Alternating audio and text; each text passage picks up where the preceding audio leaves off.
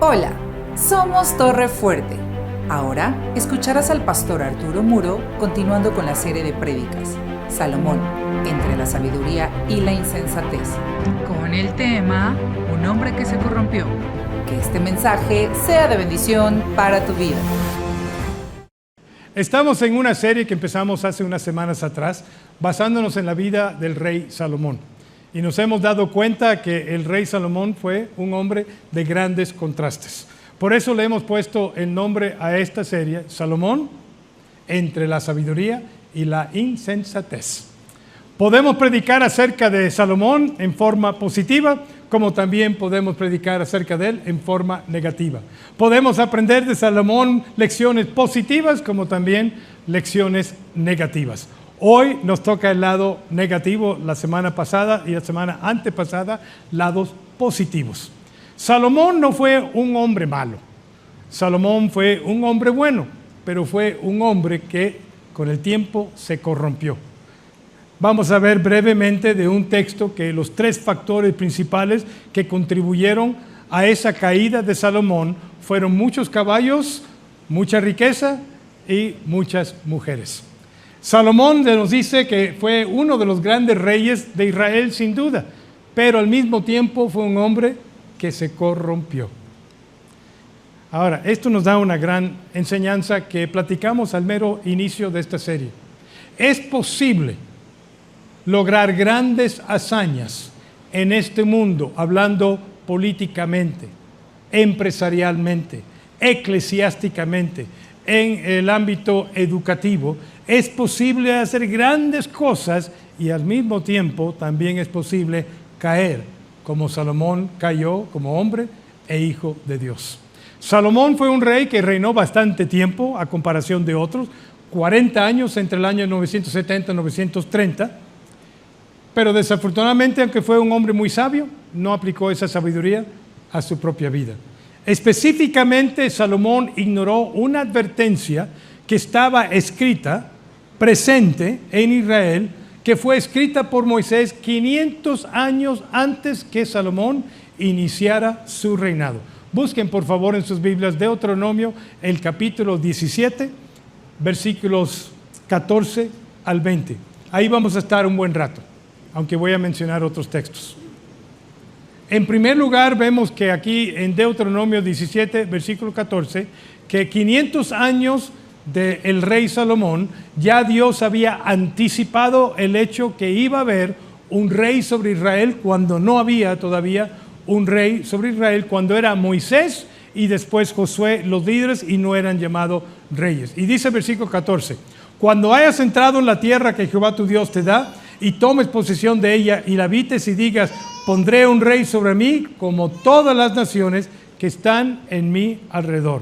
Entonces aquí Dios estaba anticipando que iba a haber un rey sobre Israel como las otras naciones. Y esa expresión la podemos tomar de dos lados. Una, en el sentido de la estructura gubernamental. Eso es que en el futuro Israel, en vez de ser gobernada por un líder como Moisés, Josué o jueces, va a ser gobernada por un rey. En otras palabras, una monarquía. Pero también lo podemos tomar en el sentido negativo.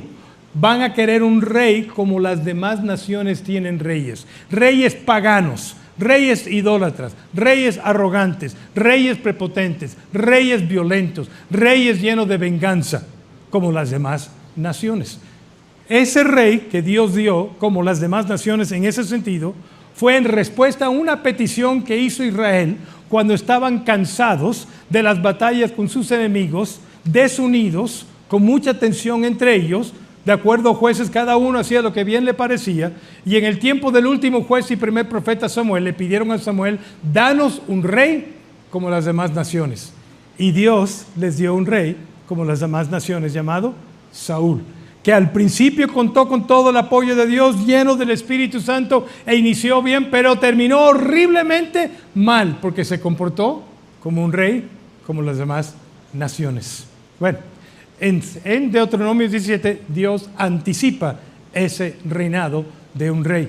Pero de ahí en adelante, de los versículos 15 al 20, ahí se dedica Dios a anticipar el reinado, pero poniendo condiciones, parámetros de conducta, lo que debe y lo que no debe hacer el futuro rey de Israel, para que cuando tuvieran un rey se comportara a la altura de la expectativa de Dios para bendición de su pueblo.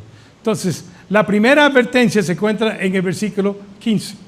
Salomón como rey fue superior a todos los reyes de las demás naciones en el sentido político, comercial y en sabiduría, es cierto. Pero no se acató a estas advertencias, salvo una, que es esta, versículo 15. Ciertamente pondrás por rey sobre ti al que Jehová tu Dios escogiere, de entre tus hermanos pondrá rey sobre ti, no podrás poner sobre ti a un hombre extranjero. Y desde el inicio de los reyes de Israel no fueron reyes extranjeros, eran reyes judíos, con una poca obsesión por ahí en el reino del norte. No fue hasta los días de Jesús cuando un hombre llamado Herodes de Idumea, no judío, se convirtió en el rey de Israel, respaldado por el gobierno romano. Entonces, en esta parte fueron bastante bien en obedecer, lo tomaron en cuenta. El rey debe de ser judío. Sin embargo, en la segunda advertencia no fueron tan acertados. Específicamente pareciera que estos versículos de Deuteronomio 17, 16 en adelante fueron escritos teniendo en mente Dios a un rey llamado Salomón, porque dice en el versículo 16, pero él, el rey que vendrá, no aumentará para sí caballos. El rey de Israel llamado Salomón fue el rey que tuvo más caballos y más carros que ningún otro rey de Israel antes o después de él. Ni hará volver al pueblo a Egipto con el fin de aumentar caballos, porque Jehová os ha dicho, no volváis nunca por este camino. Ahora, ¿qué tiene de mal tener caballos? Bueno, mientras puedes costearlo, no está mal, no estás violando tu presupuesto. Caballos son bastante caros, ¿eh? Creo que uno de los deportes más caros tiene que ver con caballos. Nunca lo he practicado, por lo tanto, no tengo un caballo. Pero ¿qué malo tiene con tener caballos? Nada, absolutamente nada en tener caballos o muchos caballos. Aquí el tener muchos caballos está relacionado con Egipto. En este texto, si lo ven cuidadosamente, no es el hecho de tener muchos caballos, es el hecho de regresar a Egipto, del cual habían salido de la esclavitud después de 430 años. No te relaciones con Egipto para aumentar caballos, en otras palabras, porque al aliarte con Egipto puede la influencia de Egipto entrar en tu reinado, y eso no lo quiero para un rey de Israel ni para mi pueblo llamado Israel. No quería Dios que se corrompieran al hacer tratados con Egipto. ¿Y qué es lo que hizo este hombre? Precisamente eso.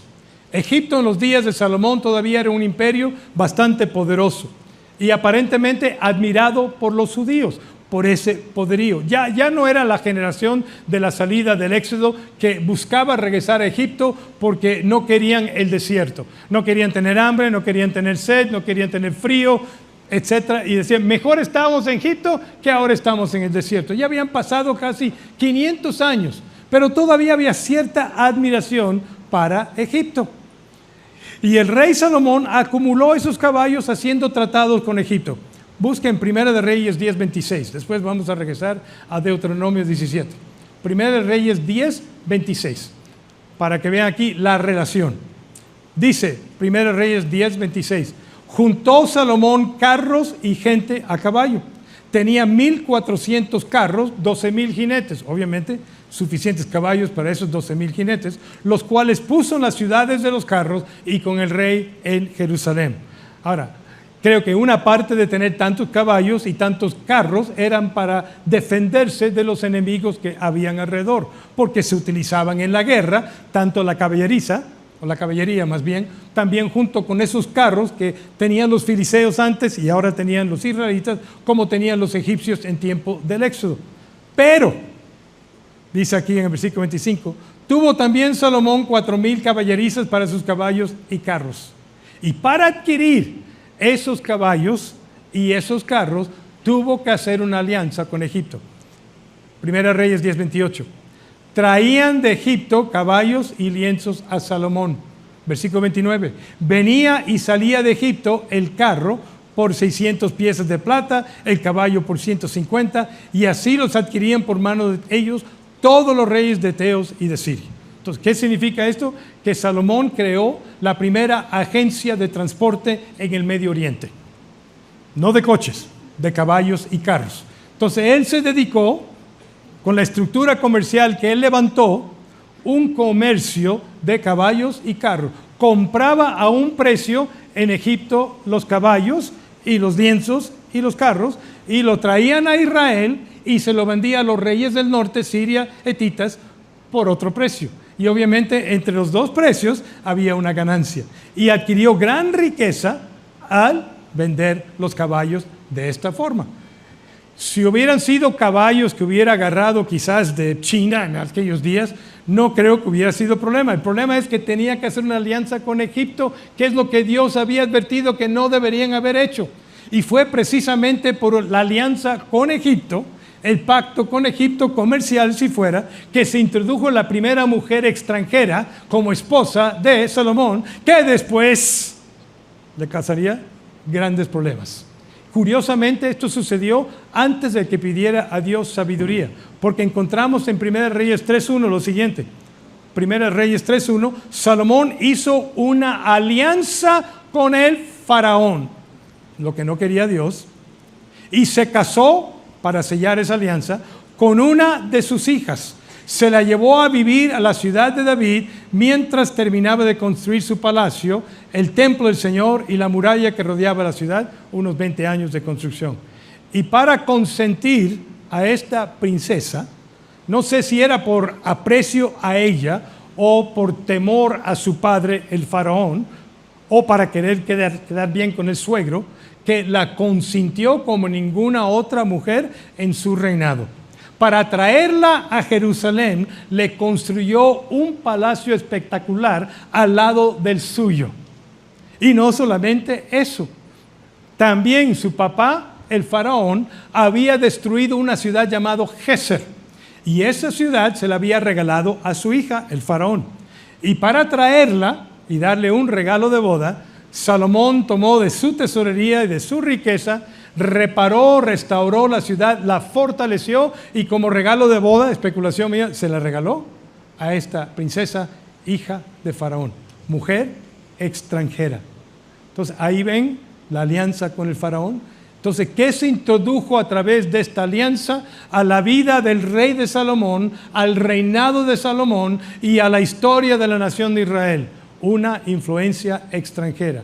¿Cuál era la influencia extranjera? Ella venía con otros dioses, ella venía con otras costumbres, ella venía con otras prácticas, con otras convicciones, que introdujo al palacio en donde estaba Salomón. Por eso él no quería que tuviera muchos caballos un rey aliado con Egipto. Bueno, tercera advertencia. El rey no debe de amontonar riquezas.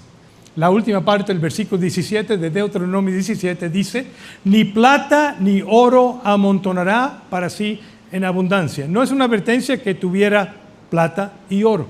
Amontonar, o sea que no estar satisfecho con lo que tienes y tener el deseo de cada vez tener más y más y más y más para poder superar a todos los demás reyes de su región. Y lo logró.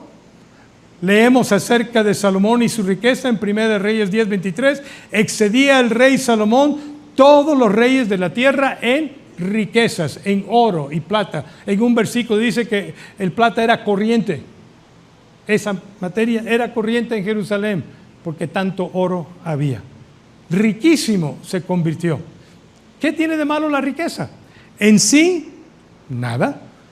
Uno que tiene riqueza puede usarla para bien, puede usar la bendición que Dios le ha dado de la riqueza para bendecir a otro, porque somos bendecidos para bendecir. No es la riqueza el problema, no es el dinero el problema. El problema es el amor al dinero. Eso es lo incorrecto. Años después o siglos después, Pablo escribiría estas palabras. Raíz de todos los males es el amor al dinero, el cual codiciando algunos se extraviaron de la fe. Y quizás al acumular tantas riquezas, Dios sabía que esa riqueza iba a desviar el corazón del rey, porque le iba a dar más confianza a la riqueza que confiar en Dios. Iba a decir en su corazón, mira todo lo que tengo, no necesito nada más, incluyendo en paréntesis a Dios.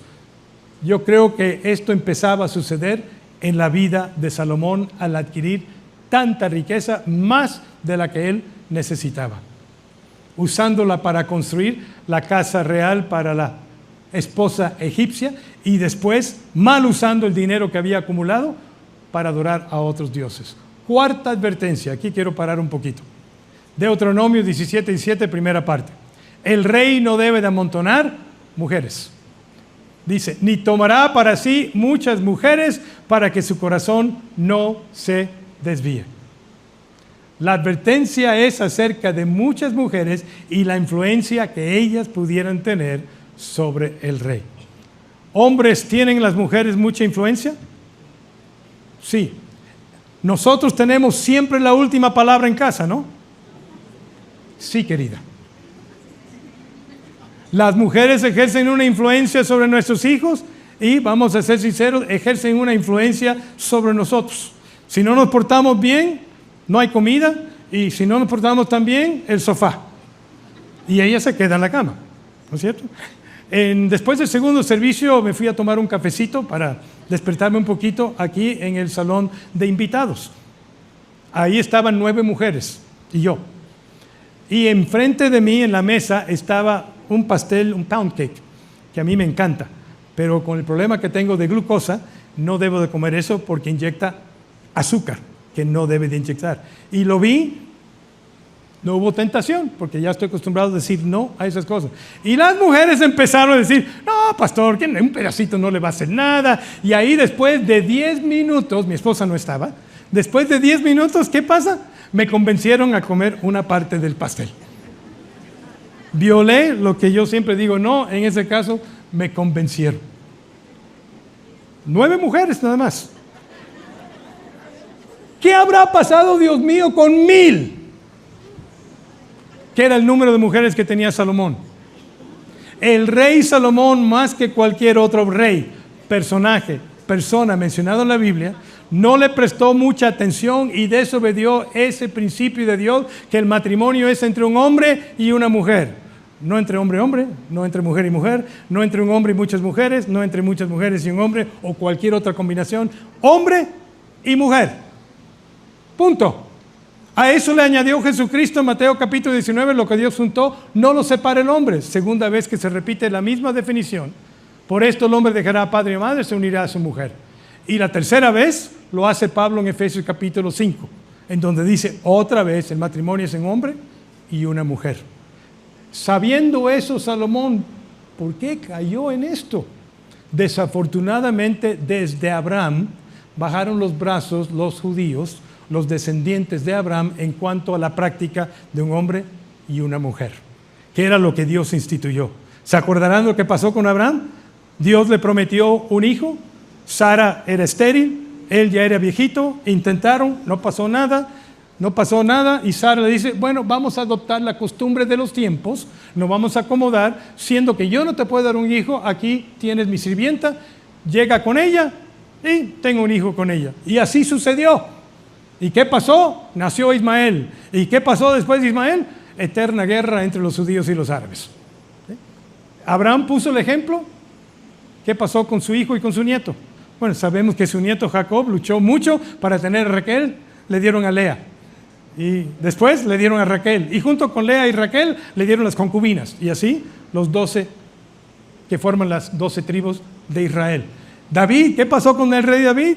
Bueno, David se casó primero con una, pero como esa mujer se burló de él al danzar enfrente del arca del pacto cuando entró a Jerusalén, se cansó de ella quizás, se apartó aquí, y varias mujeres, no muchas, varias. ¿Y qué pasó con el hijo de David, el dulce cantor de Israel? Bueno, su papá fue el que exageró. Él no tuvo muchas mujeres, tuvo una multitud de mujeres. La primera esposa o mujer de Salomón probablemente, estoy especulando, no lo dice la Biblia, probablemente fue la Sulamita que se menciona en el libro Cantar de Cantares. No se menciona su nombre. Muchos especulan que esa Sulamita es Abisac, la virgen que fue contratada para calentar al rey David en su vejez sin tener ninguna relación con él. Porque cuando David muere, su hijo Adonías trata de casarse con Abisag para como que afianzar un poquito su derecho a ser el próximo rey y paga el precio. Y quizás Salomón hizo lo mismo. Es especulación y no importa. La segunda esposa, esa sí se menciona literalmente, aunque no se menciona su nombre, es la hija del rey o del faraón de Egipto, que ya hablamos de ella. Pero curiosamente, en el tiempo que él escribe Cantar de Cantares, cuando poéticamente describe su enamoramiento de esta sulamita, en medio del libro, en el capítulo 6, versículo 8, dice 60 son las reinas y 80 las concubinas, y las doncellas sin número, mas una es la paloma mía, supuestamente la sulamita. La perfecta mía es la única de su madre, la escogida, la que dio a luz. La vieron las doncellas y la llamaron bienaventurada, porque tenía el amor de Salomón. Las reinas y las concubinas la alabaron, porque tenía el amor de Salomón. Pero ya había acumulado Salomón, cuando escribe Cantar de Cantares, la sulamita y 60 reinas y 80 concubinas. Estaba en proceso de conseguir las 1000. ¿Cómo se habrá sentido la sulamita con la competencia de 60 reinas, 80 concubinas y las doncellas? No sé, pero dice Salomón ahí que ella era el amor de su vida. Ustedes juzgan. La única mujer de Salomón nombrada específicamente en la Biblia se llama Naamá. Y después dice Naamá amonita. Eso es, no era judía. Era de la nación o el pueblo llamado Amón o los amonitas, eternos enemigos de Israel. Y ella se convierte en la madre de Roboam, hijo de Salomón, que hereda el trono de su padre. Así que era medio judío este muchacho. Y aparte de estas mujeres, que ya no se mencionan más detalles, ya nada más se mencionan cantidades y categorías. Busquen Primera de Reyes capítulo 11, por favor. Primera de Reyes capítulo 11, por favor. Versículo 1. Dice, el rey Salomón amó. Por favor, entienden esa palabra amar. Es una palabra descriptiva en el Antiguo Testamento que abarca todo lo que significa el amor. Hay niños presentes, entonces no voy a explicar. Amó, además de la hija de Faraón, a muchas mujeres extranjeras, a las de Moab, Amón, Edom, Sidón, Eteas, gentes de las cuales Jehová había dicho a los hijos de Israel, no os llegaréis a ellas, ni ellas se llegarán a vosotros, porque ciertamente harán inclinar vuestros corazones tras sus dioses. Interesante. Se olvidó que había un personaje por ahí muy fuerte en el tiempo de los jueces que había cometido el mismo error de amor a la extranjera. ¿Se acuerdan quién era? Sansón, que fue por una filistea y perdió su vista y perdió su vida. Y eso era nada más con una filistea. Aquí son muchas mujeres extranjeras. Y a estas, en la última parte del versículo 2, pues se juntó Salomón con amor. Entiéndanlo ustedes. Tuvo 700 mujeres reinas y 300 concubinas, y sus mujeres desviaron su corazón. ¿Se pueden imaginar el presupuesto para mantener a 1000 mujeres? A los esposos nos cuesta mantener a una. Y si Dios te ha dado la bendición de tener hijas, ya te darás cuenta del presupuesto que también vienen con ellas. Son diferentes que varones.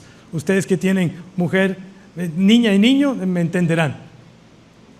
Un gran presupuesto. Quizás por eso tenía la riqueza. Tenía que aumentar los ingresos para poder cubrir las 1000 mujeres. No sé, las construcciones y lo demás.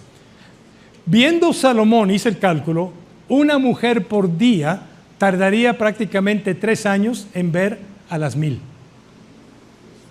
Con razón desviaron su corazón. Ya me puedo imaginar las conversaciones, usando la belleza una en contra de otra en competencia para ganarse el favor del rey, para que el rey cumpliera sus deseos y sus favores. Ándale, rey Salomón, estoy bonita, ¿no? Sí, eres la más preciosa de todos. Así se desvía el corazón del hombre fácilmente. Siendo que soy la más preciosa de todos, no me concedes esto. Mira, yo no creo tanto en Jehová. No es mi Dios de niñez. Creo más en Baal. Yo sé que tú no crees en él, pero yo sí. ¿No me podrías construir un pequeño templito? Yo sé que tú construiste un templo grande para tu Dios Jehová y te admiro. Está muy bonito el templo, pero ¿no me puedes construir uno chiquito a mí? Ya que me consientes. Así de fácil empieza la influencia de las mujeres, especialmente las extranjeras, para desviar su corazón. Aquí se mencionan 4 categorías de mujeres: esposas judías, esposas extranjeras, concubinas judías, concubinas extranjeras. Las concubinas probablemente no eran esposas legalmente, eran parte de algún pacto con algún pueblo, nación o comercial, y para sellar ese pacto entregaron a la hija. Pero de todos modos, las conoció y las amó. Se mencionan también mujeres de 6 diferentes lugares: Egipto, Moab, Amón, Edom, Sidón y las Eteas. Naciones todas extranjeras que adoraban a otros dioses, tenían otras costumbres y otras prácticas y otras ideas, que introdujeron a Jerusalén a través de las mujeres extranjeras. No cada mujer que no comparte la fe de uno va a ser como Noemí. Noemí, recuerdan la historia de Noemí. Ella vio a su suegra sola, había perdido al esposo, había perdido a sus hijos y quiso acompañarla. La suegra dijo: no, tú quédate aquí, que es tu tierra. Y ella le dijo que tu pueblo será mi pueblo y tu Dios mi Dios. No todas las que tienen una diferente fe van a decir eso al empezar alguna relación. Y dudo que muchas de estas mujeres extranjeras le dijeron a Salomón: ay, Salomón, preséntame a tu Dios para que yo lo conozca. Lo sabemos por las acciones que tomaron después. Déjame hablar aquí un momentito a los varones. No está en el mensaje, pero lo ocurrí. Varones, nosotros tenemos un peligro que se llama andropausia. No menopausia, eso es de las mujeres. ¿Cuál es el peligro de andropausia? Bueno, hay una parte física que no es peligrosa, pero es real, que empezamos a perder el cabello, cambiar de color. Empezamos a levantar algo aquí, que se llama la panza, ¿sí? Cambia el ritmo.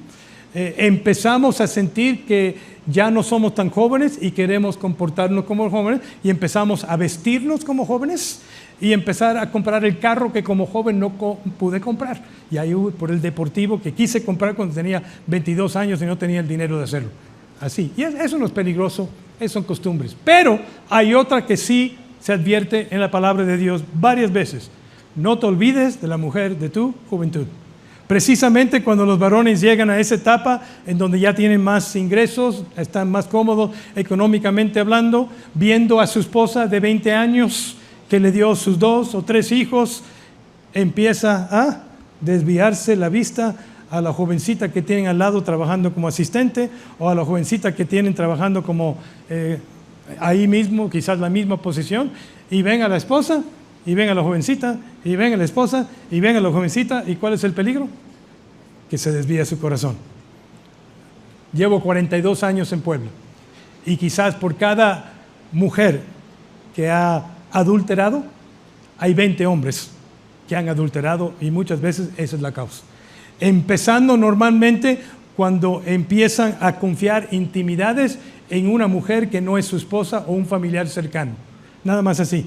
Y al compartir intimidades, pidiendo consejos de otra mujer, se empieza a romper la barrera que debe de haber entre un hombre y una mujer que no es su esposa o un familiar cercano como abuela o como mamá. Entonces, varones, presten atención a esto de muchas mujeres, y sí que aquí no hay personas que tienen muchas mujeres como Salomón. No conozco a nadie que tenga tantas mujeres. Conozco a algunos que tienen varias mujeres, eso sí, algunos de ellos. No están aquí en la iglesia, están fuera, no están aquí. Pero varones, cuando llegan a esa etapa de vida, cuando ya su esposa le ha dado los hijos, tienen 20 años, 15 años de matrimonio, no se fijen en las que están alrededor. Acuérdate de la mujer de tu juventud. Ni está en este mensaje, esa parte, ni cobro por eso. Sucedió en la vida de Salomón que fue influenciado por todas estas mujeres extranjeras que desviaron su corazón, porque dice en 1 Reyes capítulo 11, cuando Salomón era ya viejo, ahora pintan aquí el cuadro, iglesia, ya era viejo. ¿Qué atracción tiene un viejo para una señorita?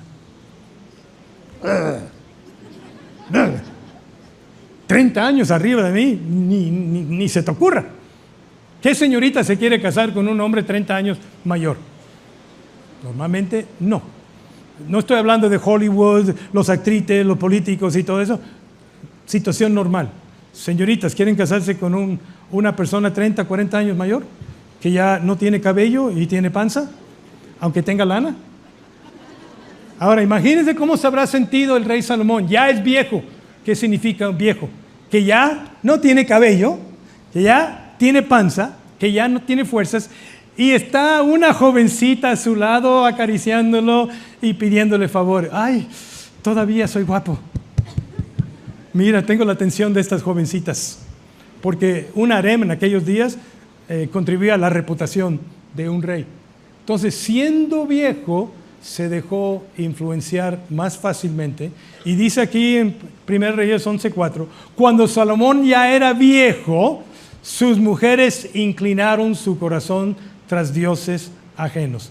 No sucedió cuando era joven porque tenía más fortaleza, más convicción, pero a través de los años se fue debilitando y cuando ya era viejo no resistió la presión y la influencia. Y dice tristemente, Salomón siguió a Astoret, diosa de los sidonios, y a Milcom, ídolo abominable de los amonitas. El mismo rey que construyó el templo magnífico para adorar a Jehová, el mismo rey que consagró ese templo para la adoración a Jehová y vio cómo la nube de la gloria de Jehová llenó el templo con tanto brillo que tuvieron que salir. Ese mismo rey en su vejez se dejó influenciar por las muchas mujeres, especialmente extranjeras, a adorar a otros dioses. Y no solo eso, versículo 7. Salomón también edificó un lugar alto a Quemos, o sea, construyó. Quizás esa era una de las mujeres bonitas jóvenes que estaba moviendo su cabecita. Ídolo abominable de Moab en el monte que estaba enfrente de Jerusalén. A Moloc, ídolo abominable de los hijos de Amón. Y así hizo, y esto es increíble, para todas sus mujeres extranjeras. No algunas.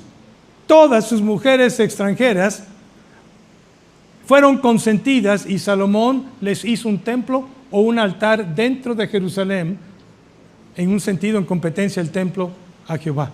Y permitió que ellas salieran para quemar incienso y ofrecer sacrificio a sus dioses. Tremendo. La opinión de Dios sobre estos hechos fue muy severa. El corazón de Salomón no era perfecto con Jehová en 1 Reyes 11:4, como el corazón de su padre David. Versículo 6. E hizo Salomón lo malo ante los ojos de Jehová y no siguió cumplidamente a Jehová como David su padre. Y la reacción de Dios fue sumamente fuerte. En el versículo 9, se enojó Jehová contra Salomón. No se molestó, se enojó. Ahora, aquí en el mundo en el cual vivimos, si tú haces enojar a tu jefe, te puede costar el bono o te puede costar el trabajo. Hasta ahí llega. Pero no te puede costar la vida. En el caso de hacer enojar a Dios, las repercusiones son terribles. Porque Dios le había aparecido a Salomón 2 veces para advertirle y le dijo que no siguiese a dioses ajenos, mas él no guardó lo que le mandó Jehová. No solamente ignoró Deuteronomio capítulo 17, sino ignoró las 2 advertencias directas de Dios. Por eso Dios se enojó con él. Y la repercusión fue terrible en el versículo 11. Por no haber guardado mi pacto y mis estatutos que yo te mandé, romperé de ti el reino y lo entregaré a tu siervo Jeroboam, no a su hijo directo. Se dividió el reino. Por eso debemos de tomar muy en serio la advertencia que se nos hace siglos después por el apóstol Pablo. No os unáis en yugo desigual con los incrédulos, dice en 2 Corintios 6:14. Porque qué compañerismo tienen la justicia con la injusticia, y qué comunión la luz con las tinieblas, y qué concordia Cristo con Belial, o qué parte el creyente con el incrédulo. Se casó o tuvo como concubinas a muchas mujeres extranjeras que le movieron el tapete. Jóvenes solteros, déjame dirigirme a los jóvenes solteros aquí. Yo sé que no van a tener muchas mujeres porque no pueden costearlo. Pero jóvenes solteros, he escuchado esto Yo no sé cuántas veces en los 42 años que llevo en Puebla no encuentro a nadie aquí para mí. Los solteros, las señoritas y los jóvenes. Y entonces, ¿qué empiezan a hacer? A pescar en otros terrenos, confiando que la mujer que están o el hombre que están ganando va a ser como Noemí. Tu pueblo será mi pueblo y tu Dios será como mi Dios. ¿Saben cuántas veces he visto que esto no ha sucedido? Que se han casado en yugo desigual y han tenido repercusiones porque la mujer que escogieron o el hombre que escogieron no compartía la misma fe, las mismas costumbres, prácticas y no tenía las mismas convicciones, y muchas veces terminaron en divorcio debido a esas diferencias irreconciliables. Ahora, no estoy hablando de que una persona de la iglesia bíblica Torre Fuerte no puede sentirse atraída a una persona de la iglesia metodista. No estoy hablando de denominaciones, nombres de iglesia. Estoy hablando de corazón. Estoy hablando de fe en Jesús, que es lo directo, porque así se dirige. Creyente con incrédulo no se mezcla, como agua y aceite. Bueno, eso no estaba en el mensaje, pero se los comparto. Quinta advertencia, rápido para terminar. Se encuentra en Deuteronomio 17, versículos 18 al 20. El rey futuro también debe de apegarse a la ley de Dios. Y dice, 1, debe de hacer una copia de la ley, versículo 18. Cuando se siente sobre el trono de su reino, en Deuteronomio 17, 18, escribirá para sí en un libro una copia de esta ley del original que está al cuidado de los sacerdotes levitas en el templo. Entonces tenía que hacer una copia para que él la tuviera con él, aparte de la copia que había en el templo. 2, versículo 19. Y la tendrá consigo y le hará en él todos los días de su vida para que aprenda a temer a Jehová su Dios. Yo me acuerdo que Salomón escribió algo semejante en Proverbios capítulo 1. El principio de la sabiduría es ¿qué? El temor a Jehová. Para guardar todas las palabras de esta ley y estos estatutos para ponerlos por obra. Y el propósito de esto era para que no se alejara de Dios y para que fuera una persona humilde aún siendo rey. Versículo 20. Para que no se eleve su corazón sobre sus hermanos, ni se aparte de mandamiento a diestra ni a siniestra, a fin de que prolongue sus días en su reino, él y sus hijos en medio de Israel. Es cierto, Salomón hizo cosas muy buenas, construyó el templo. Pero no tenemos ningún registro que Salomón haya seguido esa instrucción y haya tenido una copia de la ley al lado del trono y la haya leído todos los días de su vida.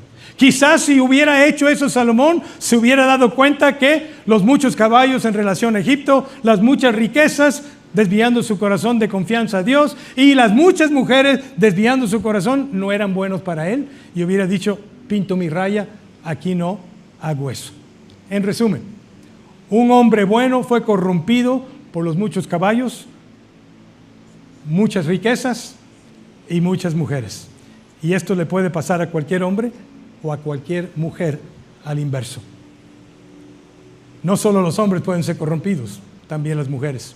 Por eso Jesús, para concluir, dijo esto. No almacenes tesoros aquí en la tierra donde las polillas se los comen y el óxido los destruye cuando los ladrones entran y roban. Almacena tus tesoros en el cielo, donde las polillas y el óxido no pueden destruir y los ladrones no entran a robar, porque donde está tu corazón, ahí estarán, donde está tu tesoro, ahí estarán también los deseos de tu corazón. ¿Habrá puesto Salomón como tesoros caballos, riqueza y mujeres sobre Dios? La evidencia es sí, por lo que hizo al final de su vida. Atesoró más los caballos y los carros, las riquezas y las 1000 mujeres que a Dios. En nuestra vida esos tesoros no necesariamente tienen que ser caballos, riqueza o mujeres. Cualquier cosa o cualquier persona que atesoramos o amamos tanto que ahoga el amor nuestro para Dios o desvía nuestro corazón de Dios, cae dentro de ese principio. No se desvíe tu corazón. Vamos a orar. Padre, te damos gracias por tu palabra. Fácil es de escucharla, difícil es de practicarla. Lejos de nosotros en considerar como nuestros tesoros prioritarios, más importantes, cosas que nos alejen de ti, cosas que nos desvíen del camino. Ayúdanos, Señor, a tener esa sabiduría que en estas cosas no tuvo Salomón, pero que nosotros podemos aprender la lección, a evitar poner nuestros tesoros en cosas que no son dignas de Dios. Te lo pido en el nombre de Cristo. Amén. Gracias por escuchar este mensaje de la Palabra de Dios. Para más información acerca de Torre, llámanos al 2222 25 30 46 o escríbenos al correo info@torrefuerteib.org. Visita nuestra página web www.torrefuerteib.org. Te invitamos a seguirnos en nuestras redes: Facebook, IB Torrefuerte, Instagram, Twitter y Telegram, Torrefuerte IB. Dios te bendiga.